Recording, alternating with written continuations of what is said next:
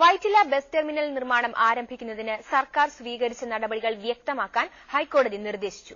പദ്ധതിയുമായി ബന്ധപ്പെട്ട മുഴുവൻ ഫയലുകളും ഹാജരാക്കാൻ കൊച്ചി നഗരസഭയ്ക്ക് ഹൈക്കോടതി ഡിവിഷൻ ബെഞ്ച് നിർദ്ദേശം നൽകി. കൊച്ചി വൈറ്റില ബസ് ടെർമിനൽ പദ്ധതി നടപ്പാക്കണമെന്നാവശ്യപ്പെട്ട് കൊച്ചി സ്വദേശിയായ ഫ്രാൻസിസ് മാഞ്ഞൂരാൻ സമർപ്പിച്ച ഹർജിയാണ് ചീഫ് ജസ്റ്റിസ് SR ബന്നൂർ മഠും ജസ്റ്റിസ് കുര്യൻ ജോസഫും അടങ്ങുന്ന ഡിവിഷൻ ബെഞ്ച് പരിഗണിച്ചത്. വിവിധ തലങ്ങളിൽ നടക്കുന്ന ചർച്ചകളല്ലാതെ പദ്ധതി നടപ്പാക്കുന്ന കാര്യത്തിൽ ഒരു പുരോഗതിയും ഉണ്ടായിട്ടില്ലെന്നും കോടതി വിലയിരുത്തി. വൈറ്റില ബസ് ടെർമിനൽ വിഷയത്തിൽ ആദ്യമായാണ് കോടതി ഇടപെടുന്നത്. പദ്ധതിയുടെ പ്രസക്തിയെക്കുറിച്ച് മനോരമ ന്യൂസും തുടർച്ചയായി റിപ്പോർട്ടുകൾ നൽകിയിരുന്നു. പദ്ധതിക്കായി കൃഷിവകുപ്പ് സ്ഥലം വിട്ടുനൽകണമെന്നാവശ്യപ്പെട്ട് വിവിധ സംഘടനകളുടെ നേതൃത്വത്തിൽ ശക്തമായ പ്രതിഷേധ പ്രകടനങ്ങളും നടത്തിയിരുന്നു.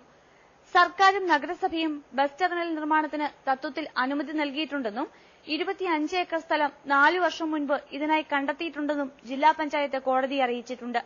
പദ്ധതി വൈകുന്ന സാഹചര്യത്തിൽ ഗോശ്രീ പാലങ്ങളുടെ നിർമ്മാണ കാര്യത്തിൽ ഇടപെട്ടതുപോലെ ബസ് ടെർമിനലിന്റെ കാര്യത്തിലും കോടതി ഇടപെടണമെന്ന് ഹർജിക്കാർ കോടതിയെ അറിയിച്ചു. ഇതേ തുടർന്നാണ് പദ്ധതി നടത്തിപ്പിന്റെ വിശദാംശങ്ങൾ കോടതി ആരാഞ്ഞത്. മനോരമ